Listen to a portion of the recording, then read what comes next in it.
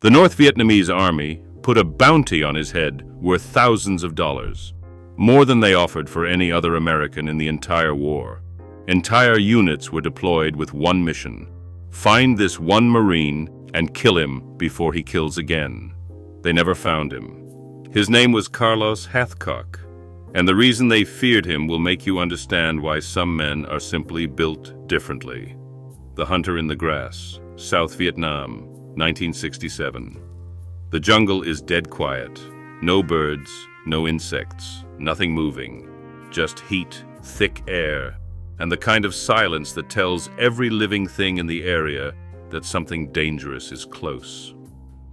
Somewhere in that silence, hidden under a suit covered in jungle leaves and grass, Staff Sergeant Carlos Hathcock hasn't moved in 3 days.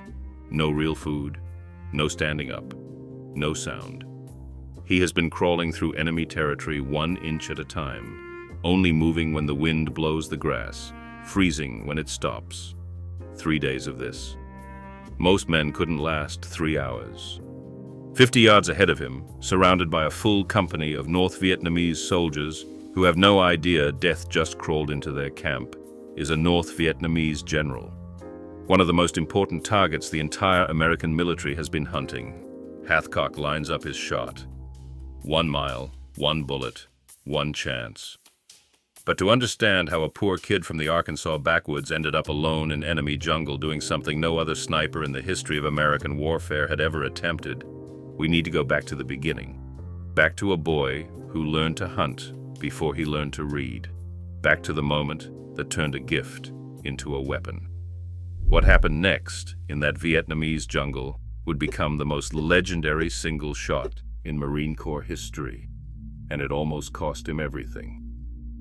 Born to hunt, Little Rock, Arkansas, 1942.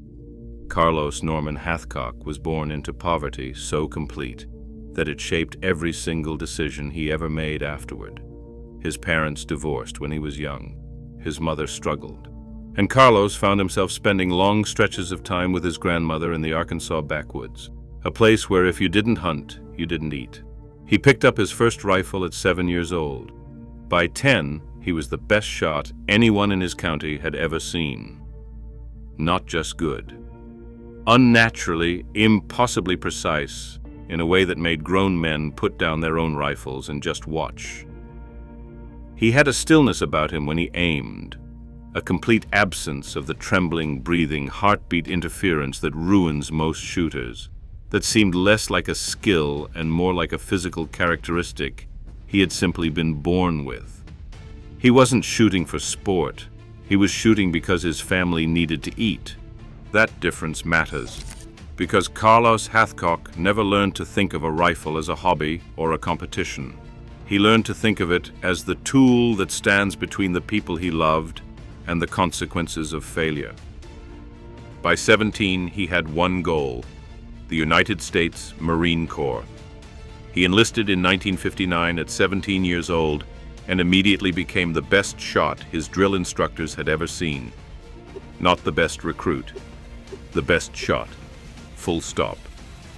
But raw talent was only the beginning, because the Marine Corps was about to forge that talent into something the North Vietnamese army would spend years trying to destroy. The making of a legend. Hathcock quickly established himself as one of the most gifted competitive shooters the Marine Corps had ever produced.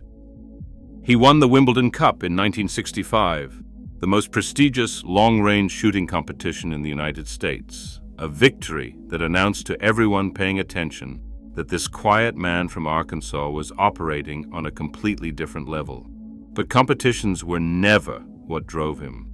What drove Carlos Hathcock was the idea of protecting the men beside him. The same instinct that had made him pick up a rifle at 7 to feed his family now expressed itself in a fierce, almost religious commitment to keeping his fellow Marines alive. When Vietnam came, he volunteered immediately. He arrived in Vietnam in 1966 and was assigned as a sniper with the 1st Marine Division. And from the moment he took his first position in the Vietnamese jungle, the North Vietnamese army began to understand that something had changed on the battlefield. Men were dying in ways they couldn't explain. Shots coming from positions that should have been impossible. Officers dropping at distances that their own snipers couldn't reach. And no matter how many patrols they sent into the jungle to find the source, they found nothing. Just a white feather, left behind at the firing position every single time. Hathcock wore a white feather in his bush hat as a personal signature, a deliberate, almost taunting declaration that he had been there. The North Vietnamese came to know that white feather the way soldiers know the sound of incoming artillery. With pure dread, they named him Long Trang, White Feather, and they put a bounty on his head that grew larger with every confirmed kill. He had 93 confirmed kills by the end of his first tour. The actual number, by every credible military estimate, was significantly higher. But numbers never told the real story of Carlos Hathcock. The real story was in the missions, the ones so dangerous, so far beyond what any reasonable military authority should have approved, that they became the defining chapters of the most extraordinary sniper career in American history. One of those missions was already waiting for him in the jungle. 1 shot, 1 mile. The North Vietnamese general had been identified as a critical target, a commander whose death would disrupt operations across an entire region. The problem was the security surrounding him.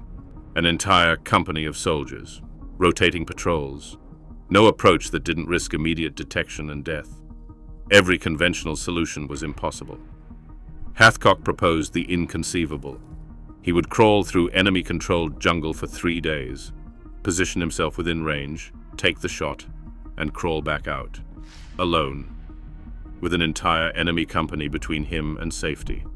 His commanders approved it with the kind of reluctant, jaw-clenched acknowledgement that comes when you know a plan is insane, but the man proposing it is the only person alive who might actually pull it off.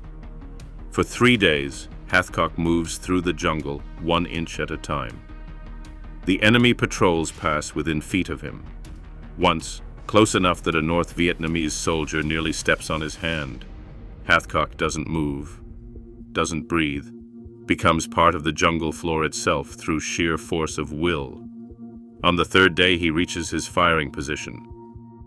He lines up the shot at a distance that pushes the absolute limits of what his weapon was designed to do. Accounts differ on the exact range, but every account agrees it was over 1,000 yards through dense jungle terrain with no room for error. He fires once.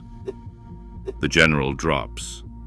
Hathcock turns around and spends 3 more days crawling back out through the same enemy jungle he came through, past the same patrols, under the same suffocating pressure. He makes it out without a scratch. It remains one of the most extraordinary single combat achievements in the history of the United States military. And it was far from the most dangerous thing Carlos Hathcock ever did. The mission that nearly killed him. Not every mission ended with Hathcock walking out clean. In 1969, during his second tour, Hathcock was riding on an Amtrak, an amphibious assault vehicle, when it struck an anti-tank mine. The explosion was catastrophic. The vehicle erupted in flames. Men were on fire, screaming, dying in the burning wreckage. Hathcock, himself on fire, his body taking damage that would affect him for the rest of his life, pulled 7 of his fellow Marines out of that burning vehicle before collapsing. He was evacuated with severe burns across much of his body. The Marine Corps awarded him the Silver Star. He would have argued that he didn't deserve it, that any Marine would have done the same, that the men beside you are always worth burning for.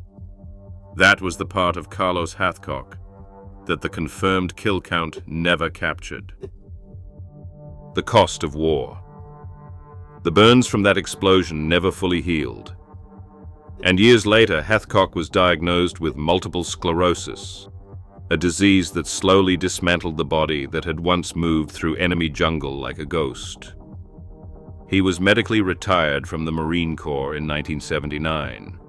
He spent his later years teaching, helping to establish the Marine Corps Scout Sniper School at Quantico ensuring that everything he had learned in those Vietnamese jungles, every technique and every instinct he had developed at the cost of unimaginable risk, would be passed on to the Marines who came after him. Every American military sniper trained in the decades since has been shaped by what Carlos Hathcock built. He died on February 23, 1999. He was 56 years old. The multiple sclerosis had taken most of what the war had left behind. At his funeral, a white feather was placed on his casket. What he left in the jungle. The Marine Corps Scout Sniper School still teaches his techniques today. His record, his methods, his philosophy of patience and precision, and the absolute commitment to protecting the men beside you, all of it lives on in every sniper the United States military has produced in the last 4 decades. The North Vietnamese army spent years and enormous resources trying to find and kill one man with a white feather in his hat. They never did.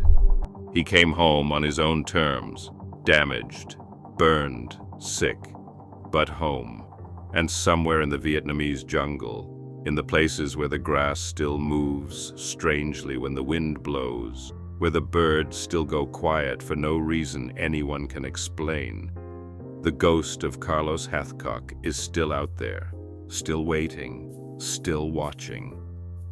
I don't like to kill people. I like to hunt. It's the difference between a hunter and a killer. I'm a hunter. He was the most dangerous hunter the Marine Corps ever produced, and the jungle never forgot him. Next week, we go inside the story of a Marine who did something so extraordinary in the First World War that even his enemies stopped fighting to watch. A man who earned 2 Medals of Honor, the only Marine in history to do it twice. Dan Daly, you will not believe what this man did.